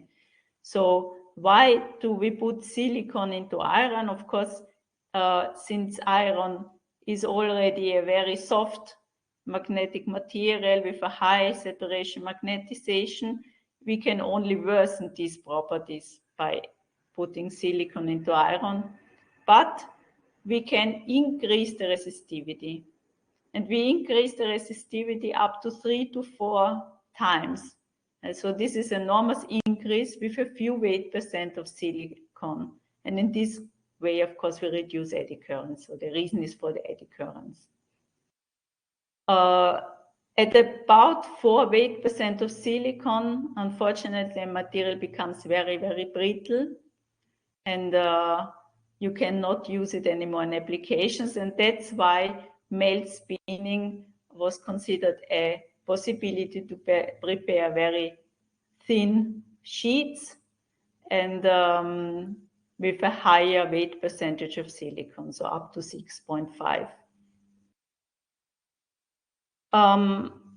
Other applications, you can also use textured nickel iron alloys, for example. Other applications at low frequencies, in former times one used a lot in the 70s, these magnetic amplifiers. I don't know if in some special applications, maybe it's still used. What is still used are flux gate magnetometers, because they have a very high accuracy. But of course, with respect to a simple Hall sensor, they are more complex and they are not that easy to use. Usually use them in combination with a lock-in technique, and but of course the accuracy is excellent. Magnetostrictive sensors and actuators is another application at low frequency, and the magnetostrictive material is terphenol. So this has a magnetostrictive effect much stronger than any other material. Magnetostriction means simply that this material changes its shape when it's brought in a magnetic field. And Vittorio will give a lecture on this effect in maybe already on Monday. That's right. And so you will see exactly what it is. Of course, you can imagine if you have a length change of your material, then you can use it as an actuator, but you can also use it, of course, as a field sensor. You can use it as a transducer, for example, if you apply high frequency or AC fields, and so on. Okay, texture and orientation. If I speak to this audience here, texture and orientation, I will only make not a nice impression, let's say, because you are very much expert on that, of course. So why do we use texture and orientation? And you can see the difference here in these hysteresis curves. So I already showed you last time when we discussed the Stoner-Wolfart model, that if you have an isotopic magnet, polycrystalline material, a magnetization where the easy axis of your grains are pointing in different directions, in all different directions, then you will get this kind of hysteresis curve where remanence is relatively small. It's 50% of the saturation magnetization. But if you are able to align the grains, then you can get a very high remanence. So remanence can be almost about saturation magnetization. And this is, of course, what we want, because usually many of these materials are used in at remanence, for example. So you orient them. How? Very often you can do this by annealing in a field and let the grains grow in the right direction, but you can also do this by rolling, for example. Last frequency range, high frequency applications, of course, here we have antennas, resonant filters, or other kind of high frequency devices. For these applications, we use ferrites. Ferrites, of course, because they are much less conductive. Although also here we distinguish two different types of ferrites.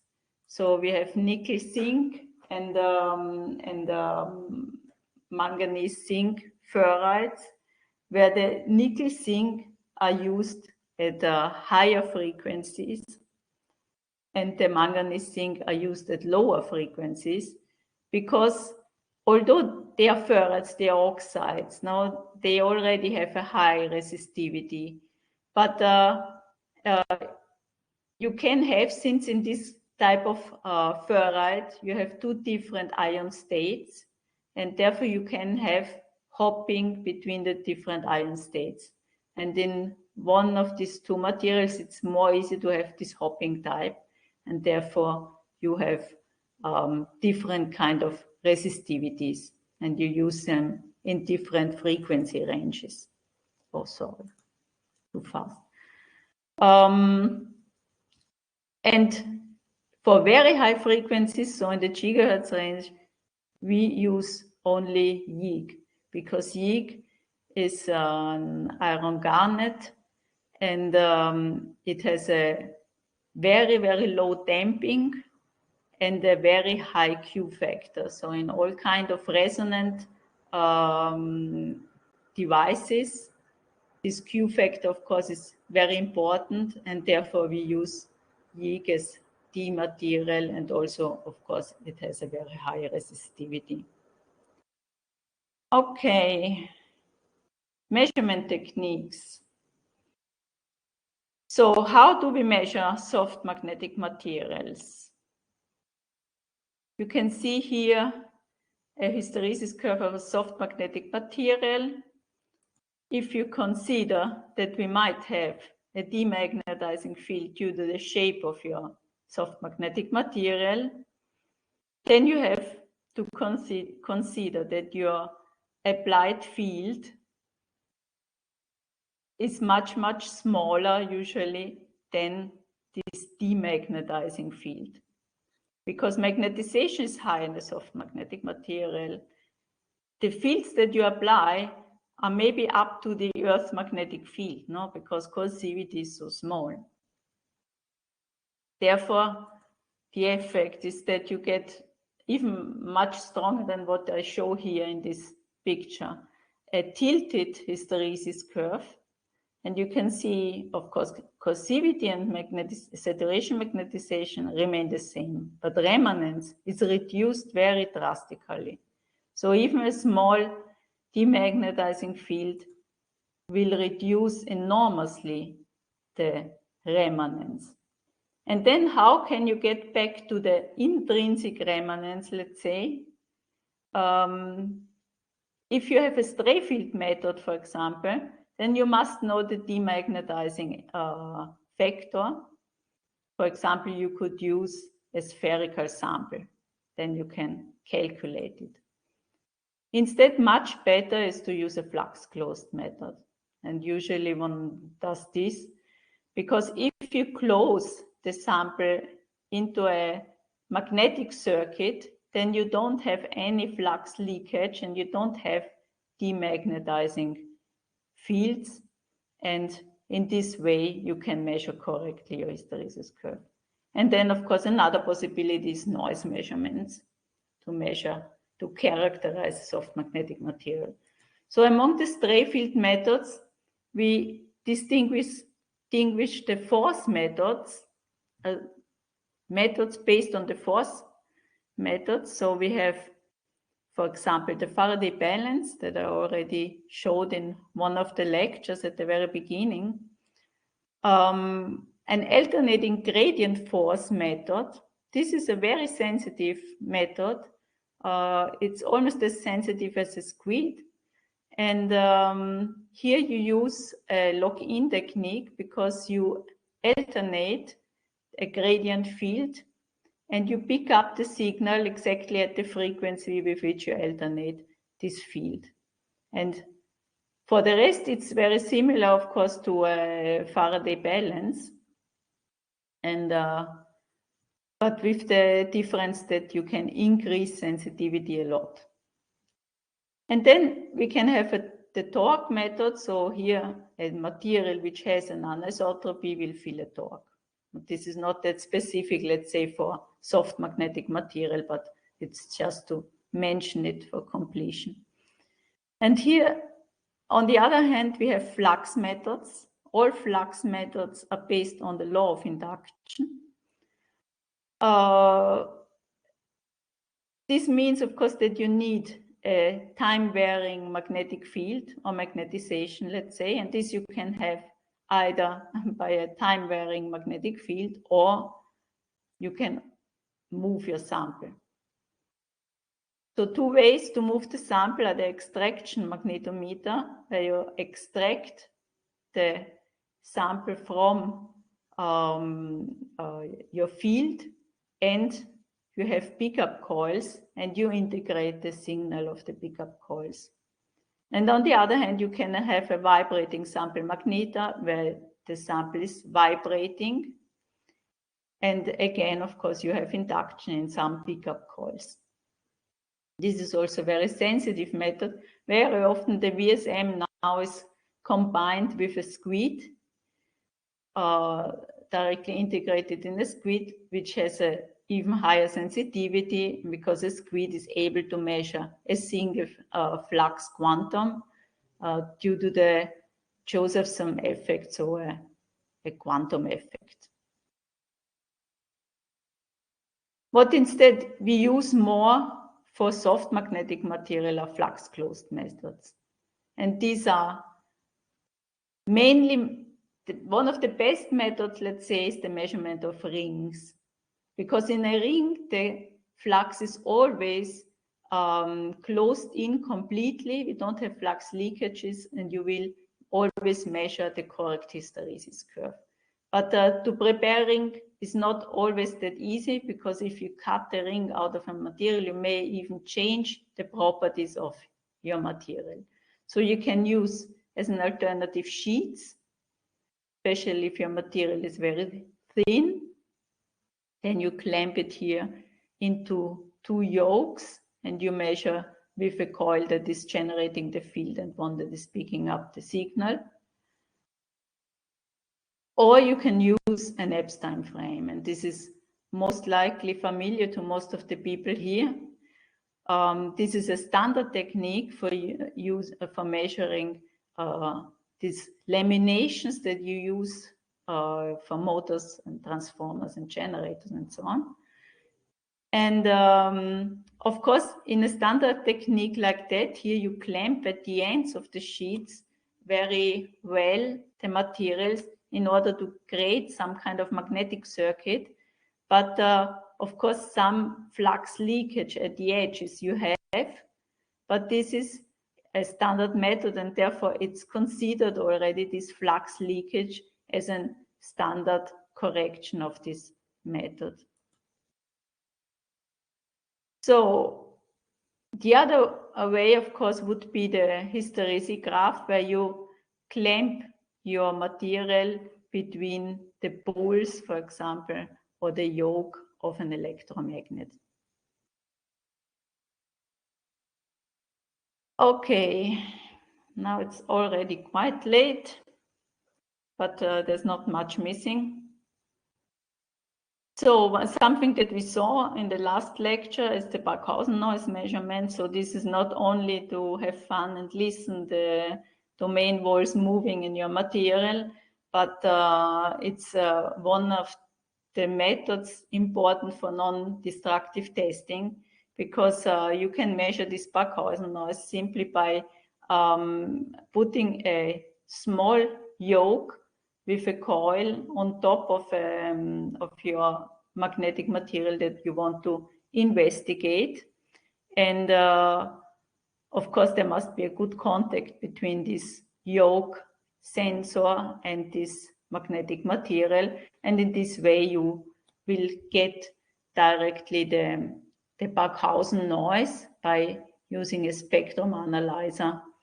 And this noise spectrum tells you something about the defects in the material. Now, since Barkhausen noise is related to the defects and the pinning of the domain walls, you will get direct information about stresses, defects, cracks, rolling effects, and so on.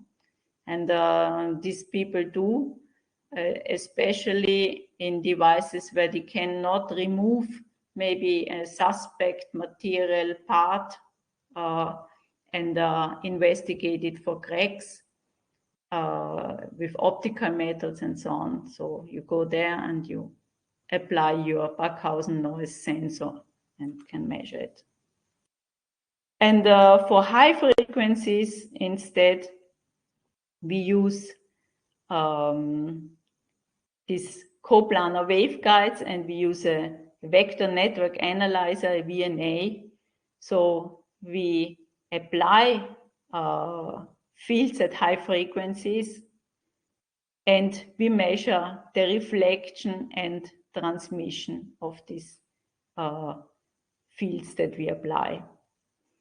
So we measure reflection transmission coefficients, and from this you directly can obtain the real and the imaginary part of the permeability of your material. So this was very quick, but now it's already very late, I would say. Okay, so this is just to summarize my lecture. What is the difference between soft and hard magnetic materials? What are eddy currents and what is the role in applications of soft magnetic materials.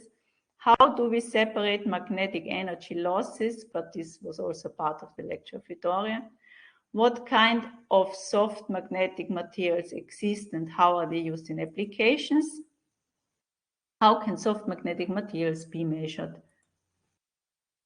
And this is the book that I used. I used mainly this book here of Coe and the chapters 11 and 12. And these are the experiments that you find in the additional material on the drive. Okay, do you have some questions?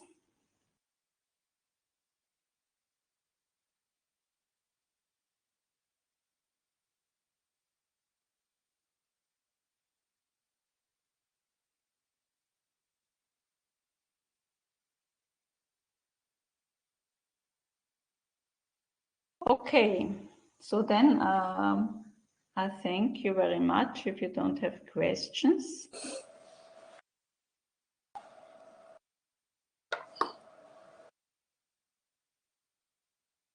Maybe, yeah, we mentioned it already, no? On Monday with the students, maybe after the lecture, we would like to speak briefly about the examination topics, if you have some suggestions.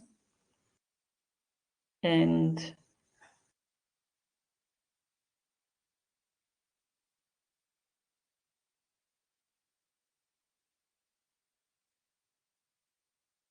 yes. Yes, we can send you something, maybe. You find it for sure in the book of Fiorillo, if you want to give a look there. I think, I don't know, Charlie, you can access to the drive. If you can access to the Google Drive, there are all the books that we use. So, and there's the book of Fausto Fiorillo.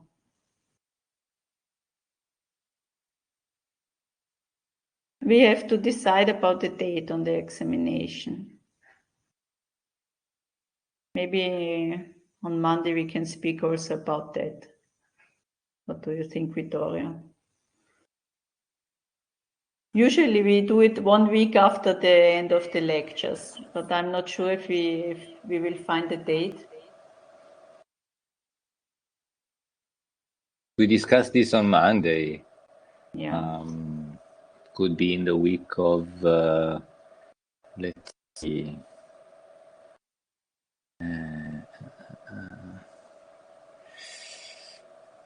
Well, for sure, after June 6.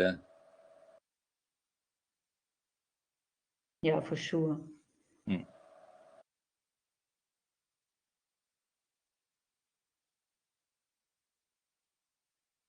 Maybe you can stop recording, Michaela. Oh, yeah.